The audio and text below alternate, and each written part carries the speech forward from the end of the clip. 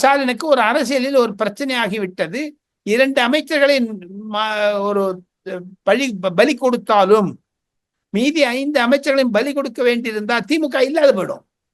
பொதுமக்களிடையே ஒரு ஒரு துவேஷம் வந்துவிடும். ஒரு ஒரு ஒரு ஒரு என்ன சொல்றது, காழ்ப்புணர்ச்சி வந்துவிடும். திமுக பாருங்க, ஒரு டிஸ்ட்ரிக்ட் செக்ரட்டரி பாத்தீங்கன்னா 10,000 கோடி வச்சிருக்கான் சார். Can you believe? எனக்கு தெரிந்த ஒரு மாபெரும் திமுக தலைவருடைய மகன் 10,000 கோடி. யாருங்க பண்ண முடியாது?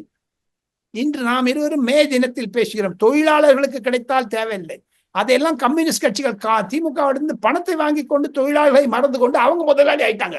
ஆக மொத்தம் பொதுமக்கள் திராவிட முன்னேற்ற கழக எம்பிக்கள், எம்எல்ஏக்கள், மாவட்ட செயலாளர்களை எல்லாம் பார்த்து விட்டு இருப்பதனால கண்டிப்பாக 2026 பொது தேர்தலில் திமுக படு தோல்வி அடையும் என்று தான் பொது கருத்து இருக்கிறது. இது பாருங்க, எந்த இண்டஸ்ட்ரி ஆரம்பிச்சாலும் அது மாப்பிள்ளை கிட்ட தான் போகுதுங்க. அதுக்கு ஒரு ஒரு விவசாயம் கிடையாதுங்களா சார்?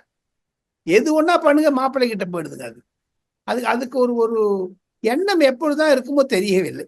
இருக்கணும், பார்க்க வேண்டியதுதான். போக போக இருக்கக்கூடிய நாட்களில் இது ஒரு ஒரு சம்பந்தப்பட்ட விஷயத்தெல்லாம் பார்த்தால் வெயிட் அண்ட் வாட்ச் என்று தான் சொல்ல முடியும்.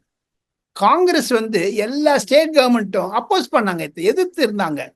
கேஷ் சென்சஸ் அவங்களுடைய ஒரு ஒரு ஒரு சுதந்திரம் அடைந்ததிலிருந்து அவங்க வைக்கவில்லை. 2010 டாக்டர் மன்மோகன் சிங் லோக்சபாவில் தெரிவித்தார், நாங்க கேபினெட்ல கேஷ் சென்சஸை பத்தி கன்சிடர் பண்ணுவோம். நரேந்திர மோடி பண்ணிட்டார்களே, கேபினெட்ல கொண்டு வந்துட்டாங்களே. இப்ப பாருங்க, ஒரு குரூப் ஆஃப் மினிஸ்டர்ஸ் ஃபார்ம் பண்ணாங்க. எல்லா பொலிட்டிக்கல் பார்ட்டி பத்தி ஜேபிசி பண்ணாங்க. காங்கிரஸ்கார பேசினதோடு சரி, கட்சியில் முடியல. அதையும் தவிர ஆர்டிகல் 246 என்று சொல்லக்கூடிய ஒரு கான்ஸ்டிடியூஷன் ஆஃப் இந்தியாவில் சென்சஸ் 69வது இடத்தில் பெற்று இருக்கிறது. சென்சஸ் யூனியன் சப்ஜெக்ட், ஸ்டேட் சப்ஜெக்டே கிடையாது. அதை தான் அவங்க மீண்டும் மீண்டும் விளக்கி சொல்லுகிறார்கள். இருப்பினும் காங்கிரஸ் யூ டர்ன் அடித்ததுக்கு காரணம், காங்கிரஸ் வட இந்தியாவில் இல்லாம போச்சுங்க, செத்து போச்சுங்க காங்கிரஸ் வட இந்தியாவில். திருப்பி திருப்பி சொல்ல வேண்டும் என்றால் அதற்கு ஒரு தம் கொடுக்கறதுக்கு ஆளும் கிடையாது. பெரிய தலைவர்கள் செத்து போயிட்டாங்க. பிரணாப் முகர்ஜி, அப்புறமா வி.என். காட்கில், எத்தனையோ அப்துல் ரஹ்மான் அன்துலே, இவங்கெல்லாம் டால் லீடர்ஸ், கொஞ்சம் நந்தன் இல்லை. பி.வி. நரசிம்மராவ், வசந்த் சாட்டே, இன்க்ளூடிங் இப்போ பாருங்க, இப்போ நம்மிடம் இருக்கக்கூடிய குலாம் நபி ஆசாத் போன்றவர்கள் எல்லாம் கண்டிப்பாக அவர்களை ஒரு இது பண்ணணும், என்கரேஜ் பண்ணணும். அவருக்கு 80 வயசு ஆச்சு. இவங்கெல்லாம் சொல்றாங்க ராகுல் காந்தி அவங்களாம் தூக்கி போட்டு, அதனால தான் காங்கிரஸ் அழிஞ்சு போச்சு. அதனால தான் யூடியூன் பண்றாங்க. அதனால தான் இந்த காஸ்ட் சென்சஸை பத்தி பேசாத ராகுல் காந்தி பேசிட்டே இருந்தார் பாருங்க. ஒரே சமயத்தில் இதெல்லாம் இந்துக்களை பாதுகாப்பதற்காகத்தான் செய்திருக்கிறார். நாங்கள் ஒன்று சொல்றேன் ரியல் ஒன் நேயர்களுக்கு, சிவா மூலமாக.